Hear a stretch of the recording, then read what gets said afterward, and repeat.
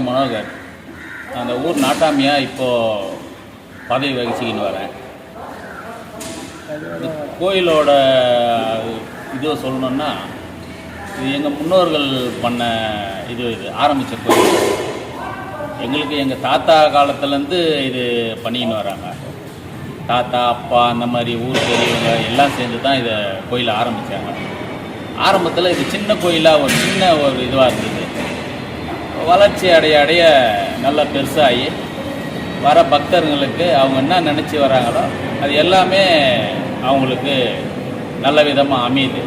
அதனால் நல்ல விசேஷமான கோயில் இது எங்கள் கோயில். எல்லோரும் வேண்டிக்கின்னு வந்தாங்கன்னா அது உடனே நிறைவேறும். அந்த மாதிரி ஒரு சக்தி வாய்ந்த அம்மன் எங்கள் அயோத்தி அம்மன்.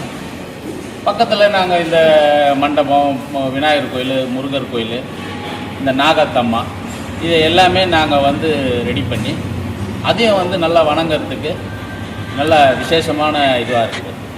இந்த கொடி மரம்லாம் இப்போ தான் நாங்கள் ரெடி பண்ணி மண்டபம்லாம் கும்பாபிஷேகம்லாம் இப்போ தான் செஞ்சோம். நல்ல விதமாக எங்களுக்கு இந்த கோயிலை நடத்திக்கின்னு ஊர் பொதுமக்கள் ஆதரவு கொடுத்து நல்ல விசேஷமாக பண்ணிக்கின்னு நந்திட்டு வரோம். ஐயா, சுமாராக எத்தனை வருஷம் பழமையான கோயிலையா? ஐயா, இது 250-300 வருஷமான பழமையான கோயில் இது. அதான் எங்கள் முன்னோர்கள் முன்னாடியே ஆரம்பித்த கோயில் இது.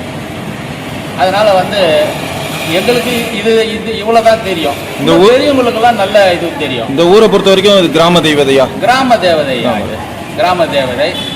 அது நல்லா பிரபலமாகி இப்போ நிறைய வெளியே இருக்கிறவங்க எல்லாருக்குமே தெரியும். அயோத்தி அம்மன்னா எல்லாருக்குமே தெரியும். சரி, அயோத்தி அம்மன் வருஷத்துக்கு எந்த மாசங்கய்யா நீங்க விசேஷம் பண்ணுவீங்க? ஐயா, ஆடி மாசத்துல நாங்கள் 5ஆம் வாரம் திருவிழா பண்ணுவோம். தீமிதி திருவிழா பண்ணுவோம். எத்தனை நாள் திருவிழாங்க? அது ஒரு 3 நாள் திருவிழா ஐயா. சரி, 3 நாள் திருவிழா. இந்த ஆற்று கரையிலேருந்து கங்கையை அழைச்சிக்கிட்டு நாங்கள் விசேஷமாக அதை கொண்டாடுவோம். அந்த 3 நாள் ரொம்ப விசேஷமாக இருக்கும் எங்கள் ஊரில். இங்கே இல்லை, மொத்தம் எத்தனை கிராமத்துக்கு பாத்தியப்பட்ட கோவில் அப்படின்னு சொல்லுவாங்கல்ல ஐயா? பக்கத்தில் இருக்குது. இப்போ கொஞ்சம் எல்லாம் சிட்டியான பிறகு எங்கள் கிராமத்தில் தான் இது பண்ணுறோம். பக்கத்தில் ஒரு சின்ன சின்ன ஊருங்கள்லாம் இருக்குது. அதெல்லாம் சேர்த்து தான் நாங்கள் எல்லாம் பண்ணுவோம்.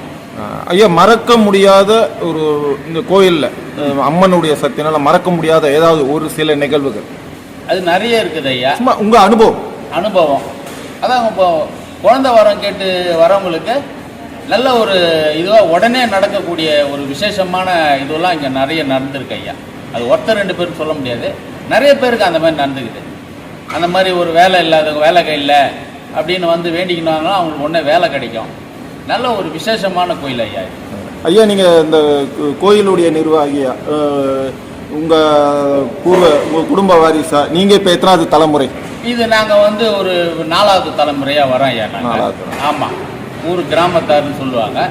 அந்த இதுவாக தான் அவங்க தான் நடத்துவாங்க இந்த திருவிழாங்களை. கூட ஊர் பொதுமக்கள் சேர்ந்து பெரியவங்கெல்லாம் சேர்ந்து அவங்க கூட நின்று விசேஷமாக நடத்துவாங்க ஐயா. சரி, ரொம்ப மகிழ்ச்சி ஐயா. நன்றி ஐயா. நன்றி.